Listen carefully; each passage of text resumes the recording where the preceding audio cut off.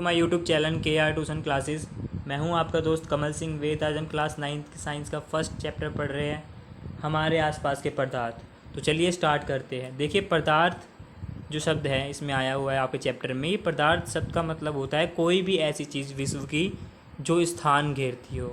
ठीक है, यहाँ पे लिखा हुआ है, देखो पॉइंट के पास, स्थान घेरता है पदार्थ और जिसका अपना द्रव्यमान होता है। द्रव्यमान बेसिकली तुम्हारा वज़न समझ सकते हो तुम। वैसे वज़न नहीं होता है, वज़न और द्रव्यमान में अंतर होता है, लेकिन वज़न मान के चल सकते हो तुम यहाँ पर। ठीक है, लाइक आप अपने सेल फ़ोन को देख सकते हो, ये भी एक पदार्थ है। ये छोटे छोटे कणों से मिलके बना है। इसके अंदर भी तो कई सारी चीज़ होगी ना। एक बैटरी लगी हुई है, सिम कार्ड लगा हुआ है, वो भी तो छोटे छोटे चीज़ों से मिलके बना है और इसका अपना खुद का एक वज़न भी है।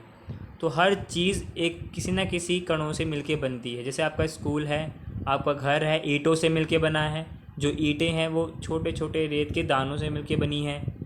तो इसी तरह से हर पदार्थ छोटे छोटे कणों से मिलके बना होता है। तो जो पदार्थ के कण होते हैं उनके कुछ गुणों के बारे में हम चर्चा करते हैं। पहला पॉइंट है आपका, पदार्थ के कण निरंतर गति करते रहते हैं। देखो ये क्वेश्चन आ जाता है, पदार्थ के कणों के अभिलक्षणिक गुण लिखे। तो पहला पॉइंट आपको डाल के लिखना है, पदार्थ के कण गति करते रहते हैं, उनके पास गतिज ऊर्जा होती है। देखो हमें, अगर आप कोई भी पदार्थ देखोगे, ऊपरी रूप से देखोगे तो आपको तो वो स्थिर दिखाई देगा, ठीक है। लेकिन आप अगर उसको जूम करोगे, माइक्रोस्कोप से देखने की कोशिश करोगे, और वो भी एडवांस वाले माइक्रोस्कोप से, तो आपको वहाँ पे पार्टिकल्स गति करते हुए दिखाई देंगे। जैसे ब्रह्मांड में सूरज के चारों ओर पृथ्वियाँ और ग्रह चक्कर लगा रहे हैं, इसी तरह से सब एटॉमिक लेवल पर वो भी चक्कर लगाते रहते हैं। ये आप थर्ड चैप्टर में और अच्छे से पढ़ोगे। पदार्थ के कणों के बीच में रिक्त स्थान होता है। देखो जो पदार्थ होते हैं, भले ही हमें ऊपर से उनके बीच में खाली जगह नहीं दिखती। जैसे आप एक पानी का गिलास लेते हो, पानी को आप उसे फुल भर लो, आप तो कहोगे कि इसके अंदर खाली जगह है ही नहीं, बट उसके अंदर भी खाली जगह है। ठीक है, उसके अंदर भी क्या है, खाली जगह है बेटा। वो आपको आंखों से दिखाई नहीं देगी, लेकिन अगर आप बहुत छोटा कर दो, चींटी, जैसे आपके यहाँ पे चींटी होती है, उस चींटी से भी छोटा कर दोगे, चींटी के लिए भी चींटी मान लो, इतना छोटे छोटे लेवल पे ले जाओगे अगर पानी को, तो वहाँ पे आपको स्पेस देखने को मिलेगा। तो वही स्पेस, उसी स्पेस में जब पानी के अंदर चीनी खोलते हो या नमक खोलते हो, उसी स्पेस में वो चीनी या नमक चला जाता है। तभी तो आपने देखा होगा कि पानी के अंदर अगर आप चीनी डालते हो, नमक डालते हो, नींबू पानी बनाते वक्त, जैसा कि यहाँ पे चित्र में दिखाया गया है, जो चीनी नमक होता है वो पानी के अंदर घुल जाता है। ठीक है, तो ये दूसरा एग्जाम्पल था आपका, दूसरा पॉइंट था। अब देखो पॉइंट नंबर 3 है, पदार्थ के कण एक दूसरे को आकर्षित करते हैं। जैसे चुंबक होते हैं वो एक दूसरे को आकर्षित करते हैं, इसी तरह से पदार्थ के कण भी आपस में एक दूसरे को अट्रैक्ट करते हैं, क्योंकि उन पे पॉजिटिव और नेगेटिव साइन होते हैं। ठीक है, अब देखो आकर्षण बल, जो ये बल होता है, जिस अवस्था में ये कण एक दूसरे को खींचते पदार्थ के, ये भी ठोस जो चीज़ें होती हैं उनके अंदर ज़्यादा होता है। जैसे प्लेट के अंदर ठोस मिश्री के दाने रखे हुए हैं, तो उसके अंदर देखोगे तो पार्टिकल्स के बीच में, कणों के बीच में गैप बहुत कम दिखाई देगा तुम्हें।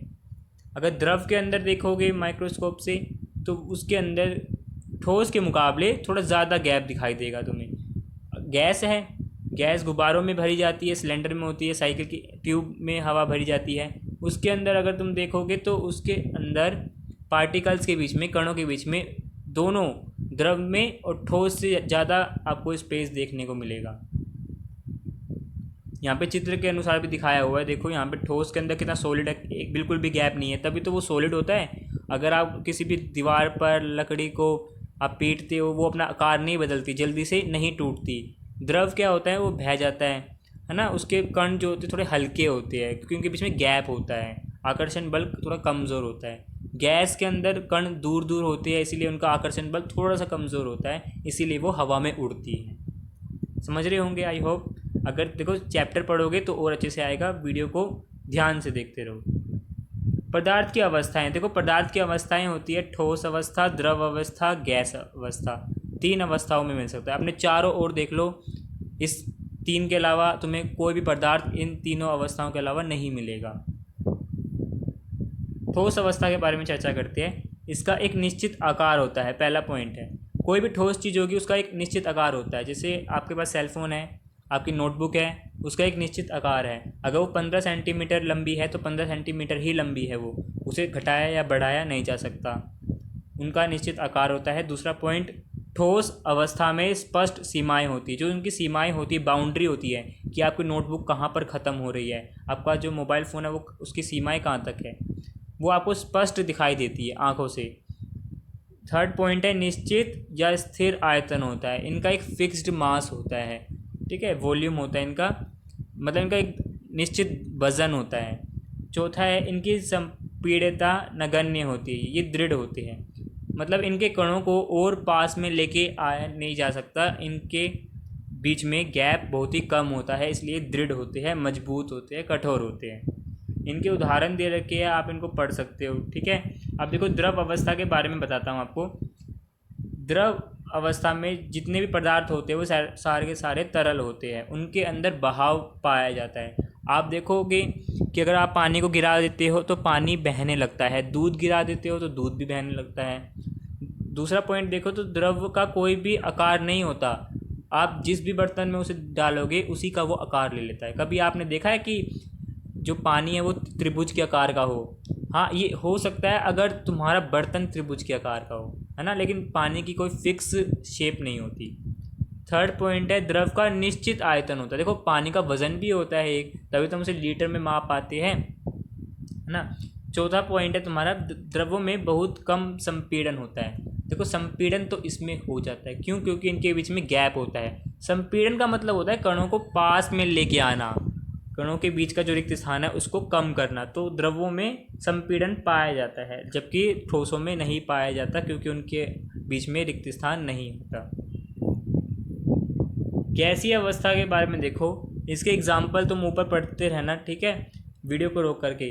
गैसीय अवस्था, फर्स्ट पार्ट है इसका, देखो पॉइंट, गैसों में बहाव होता है, गैसें जो होती है वो भी बहती है। गैसों में संपीड़न अधिक होता है, मतलब गैसों के जो कण हैं उनको हम अधिक बल लगा करके उनके कणों के बीच का रिक्त स्थान कम कर सकते हैं। तीसरा पॉइंट है, गैसों में कोई निश्चित सीमाएं नहीं होती। कभी आपने देखा है कि आप अपने कमरे में देख रहे होंगे कि ऑक्सीजन के कण यहाँ यहीं तक है, बस आपकी छत तक या दरवाजे के पास है, ऐसा तो होता नहीं है। इनकी कोई निश्चित सीमा नहीं है होती। गैसों में कोई निश्चित आकार भी नहीं होता, गैस का भी कोई आकार नहीं है अपने आप में। आपने हवा को कभी देखा है कि हवा गोल होती है या कैसे होती है ना। तो चलो, पांचवा पॉइंट है तुम्हारा, गैसों में कोई निश्चित आयतन नहीं होता, इनका वजन भी फिक्स नहीं होता है। गैसों में कण इधर उधर घूमने के लिए पूरी तरह से स्वतंत्र होते हैं, पूरी तरह से घूम सकते हैं। ऑक्सीजन के कण, नाइट्रोजन के कण, हीलियम के कण इधर उधर जा सकते हैं, उनमें आकर्षण बल कम होता है, इसीलिए वह बह जाती है। और ठोसों के अंदर आकर्षण बल ज़्यादा होता है, इसलिए वो अपने आप को पकड़े रखते हैं, इसीलिए ठोस मजबूत दिखाई देते हैं हमें। अब पदार्थ की अवस्था में परिवर्तन कैसे लाया जा सकता है? देखो ठोस है, जैसे पानी की अवस्थाएं दिखाई गई है यहाँ पर। ठोस है तो वो बर्फ़ के रूप में भी मिलता है पानी, द्रव के रूप में देखें तो पानी तो द्रव के रूप में होता ही है, और गैसीय रूप में भी पानी पाया जाता है। जो आपकी वाष्प होती है, जो पानी की भाप होती है, जो उबालने के बाद आती है, तो कहने का मतलब पानी की तीनों फॉर्म मिलती है आपको। अब इनको परिवर्तन भी कर सकते हैं। कैसे परिवर्तन कर सकते हैं? तापमान में परिवर्तन करके। अगर किसी चीज़ को अगर हम गर्म कर देते हैं, गर्म करने पर बर्फ़ पानी में परिवर्तित हो जाती है। गर्म कर दोगे बर्फ़ को तो पानी बन जाएगी वो तो ठोस अवस्था से किस में परिवर्तित हो गई? द्रव अवस्था में। और अगर और ज़्यादा करोगे गर्म तो पानी वाष्प से परिवर्तित हो जाएगा। तो वाष्प क्या था? पानी क्या था तुम्हारा? द्रव फॉर्म में, लिक्विड फॉर्म में, वो चेंज किस में हो गया? गैसीय फॉर्म में हो गया चेंज। तो इस तरह से भी पदार्थ की अवस्था को चेंज किया जा सकता है बाय गिविंग टेम्परेचर, तापमान में परिवर्तन करके, ठीक है, तापमान को बढ़ा करके। गलनांक, देखो जिस तापमान पर, ये वायुमंडलीय दाब मतलब वायुमंडल के भीतर कहा गया है ये, कि जिस भी तापमान पर कोई भी ठोस पदार्थ पिघल करके द्रव बनाता है या द्रव बन जाता है, वह इसका गलनांक कहलाता है। गलनांक होता है मेल्टिंग पॉइंट। जैसे आपकी आइसक्रीम होती है वो ठोस होती है, लेकिन आप उसे फ्रीजर से निकाल देते हो तो वो मेल्ट होना शुरू हो जाती है। तो जिस पॉइंट पर, जिस तापमान पर वो शुरुआत करती है ना मेल्ट होने की, गलने की, उसी को उसका गलनांक कहते हैं। बर्फ़ का गलनांक 273.16 केल्विन है। सुविधा के लिए हम इसे 0 डिग्री पढ़ते हैं कि 0 डिग्री पर बर्फ़ जम जाती है। 0 डिग्री पर के बाद जो तापमान बढ़ेगा उस पर बर्फ़ पिघलना शुरू कर देगी। अच्छा, क्वथनांक देखो आप, वायुमंडलीय दाब पर वह तापमान जिस पर द्रव उबलने लगता है। अब देखो, हमने गलने के बारे में पढ़ा, लेकिन यहाँ पर अब उबलने के बारे में पढ़ रहे हैं। अगर पानी को गर्म करोगे तो पानी खोलता है ना, तो जिस पॉइंट पर, जिस तापमान पर आने पर पानी गर्म होकर उबलना शुरू करे उसे कहेंगे उसका क्वथनांक। तो क्वथनांक, जल का क्वथनांक दे रखा है 373 केल्विन, यानी कि 100 डिग्री सेल्सियस। अब देखो, ये भी पेपर में बहुत आता है, केल्विन को सेल्सियस में चेंज करो और सेल्सियस को केल्विन में चेंज करो। अगर तुम्हें सेल्सियस को केल्विन में चेंज करना है, सेल्सियस को केल्विन में चेंज करना है तो उसमें 273 तुम ऐड कर दो, और अगर तुम्हें केल्विन को सेल्सियस में बदलना है तो 273 माइनस कर दो। नोट करते रहना इसे। चलो, अब देखो वायुमंडल की अवस्था में देखो, यहाँ पे ठोस अवस्था, द्रव अवस्था, गैसीय अवस्था, ये चार्ट आपको समझाता हूँ। ठोस अवस्था देखो, अगर हम उसे गर्मी देंगे, ऊष्मा देंगे तो क्या बन जाएगी, ठोस अवस्था से चीज़ें द्रव अवस्था में आ जाएगी, जैसे पानी होता है। और द्रव अवस्था में अगर और भी गर्म करेंगे, उसे ऊष्मा देंगे तो क्या बन जाएगी, गैसीय अवस्था आ जाएगी। लेकिन इसी तरह से अगर गैस को ठंडा किया जाए तो वो द्रव बन जाती है। अब गैस भी ठंडी हो सकती है, जैसे अगर आप पतीले में कभी चावल या अंडे उबालते हो, उसके ऊपर ढक्कन ढक कर देखना, जब थोड़ी देर बाद ढक्कन को आप हटाओगे तो उसके ऊपर पानी की कुछ बूंदें जमा हो जाएंगी।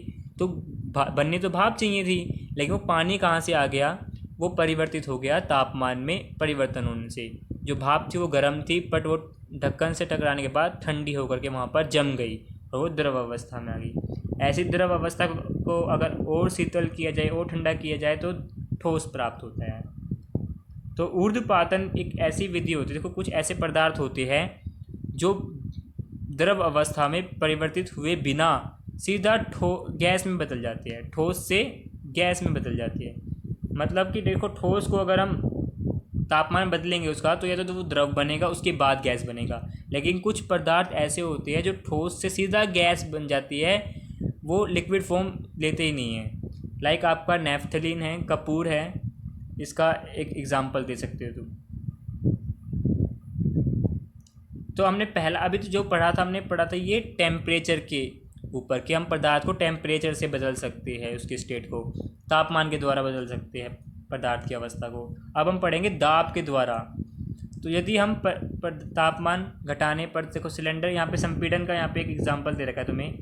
ये जो फर्स्ट सिलेंडर बना हुआ है, यहाँ पे देखो कणों की मात्रा दिखाई गई है आपको, इनके बीच में रिक्त स्थान है। अगर हम पिस्टन, जो ये पिस्टन है आपका प्रेशर है, इसको प्रेशर दोगे तो कणों के बीच में रिक्त स्थान कम होगा, कण जो होंगे आपस में पास पास में आएंगे, और पास पास में आएंगे तो इसका मतलब क्या है, हम उस पर दबाव डाल रहे हैं। दबाव डलेगा तो तापमान घटेगा, और तापमान घटेगा तो वो चीज़ गैस में बदल जाएगी।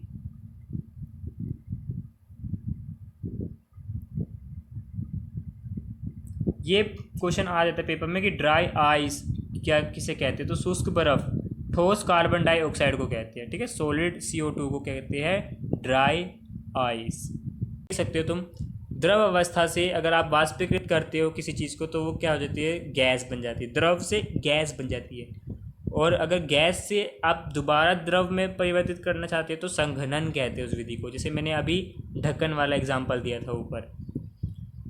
अब ठोस अवस्था से अगर आपको द्रव में बदलना है तो उसे कहेंगे संगलन, या गलन भी कह सकते हैं, मतलब गलना, ठोस चीज़ का पानी के रूप में फॉर्म लेना।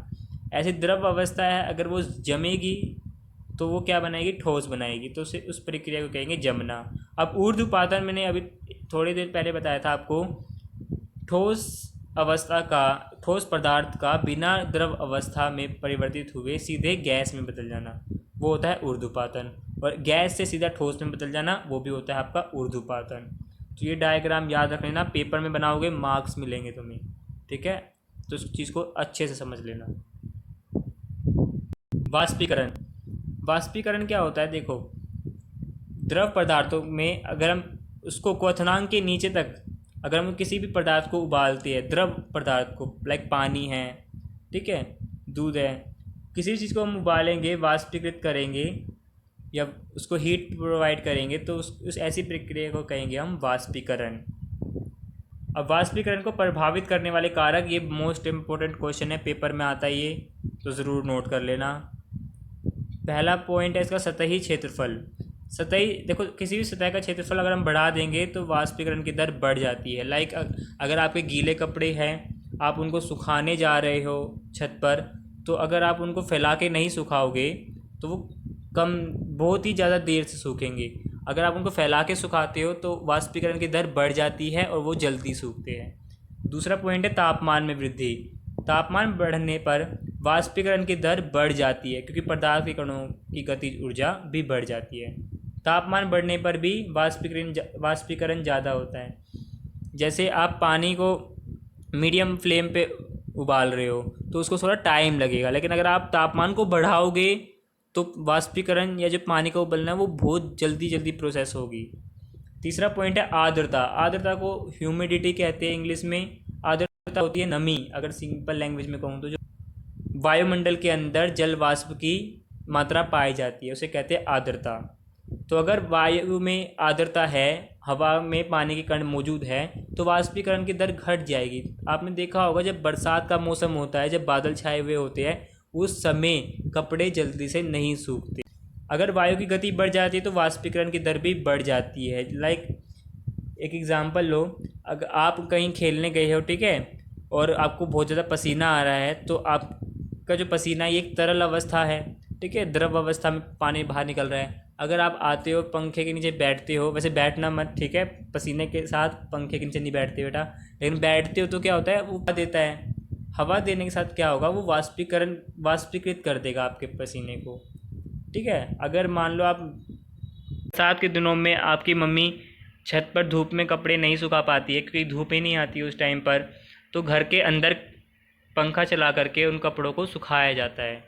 तो इससे भी वायु की गति अगर बढ़ जाती है तो वाष्पीकरण भी बढ़ता है, और वाष्पीकरण से शीतलता भी उत्पन्न होती है। देखो कोई भी चीज़ अगर भाप बन के ऊपर उड़ेगी तो उसे ठंडक भी पैदा होगी, क्योंकि जो सतह पर, किसी भी सतह पर अगर वाष्पीकरण हो रहा है तो उस सतह का तापमान को अवशोषित कर कर जो जल है वो वाष्प में परिवर्तित हो जाता है। इसका उदाहरण है, अगर हम हाथ पर एसीटोन डालते हैं, एसीटोन तुम्हारा बेसिकली थीनर होता है जिसे लड़कियां नेल पॉलिश साफ़ करती है, जानते होगे तुम अगर गर्ल्स हो तो एसीटोन हमारे हाथ से ऊष्मा लेकर वाष्प में परिवर्तित हो जाता है और इसी कारण हमें हाथ पर ठंडक महसूस होती है। इसी तरह का एक एग्जाम्पल है, गर्मी में हम सूती कपड़े पहनते हैं क्योंकि गर्मियों में पसीना ज़्यादा आता है और सूती कपड़ा पानी को अधिक सोख लेता है, पसीने को अधिक सोख करके वाष्पीकृत कर देता है, और जब वाष्पीकृत पानी हो जाता है तो हमारे शरीर की गर्मी निकल जाती है और हम ठंडा महसूस करते हैं। गर्मियों में लोग अक्सर मैदानों में पानी छिड़कते हुए आपने देखा होगा, घरों के बाहर भी छिड़कते हैं। यह पानी मैदानों से ऊर्जा गर्मी को ले लेता है और उस गर्मी को पानी अवशोषित कर लेता है और भाप बनकर उड़ जाता है, तो जो आपका सरफेस होता है वो ठंडा हो जाता है। तो इस चैप्टर में यही था। ये लास्ट वाला टॉपिक ज़रा ध्यान से करना तुम, क्योंकि ये पेपर में आता है, मोस्ट इम्पोर्टेंट क्वेश्चन है ये एग्ज़ाम पॉइंट ऑफ व्यू से। तो वीडियो अच्छी लगी हो तो लाइक कर देना, शेयर कर देना अपने दोस्तों के साथ। चैनल पर नए हो तो चैनल को सब्सक्राइब कर देना, और अगर वीडियो अच्छी लगी हो तो भाई लाइक करे बिना मत जाना। तो मिलेंगे आपसे नेक्स्ट वीडियो में। Till then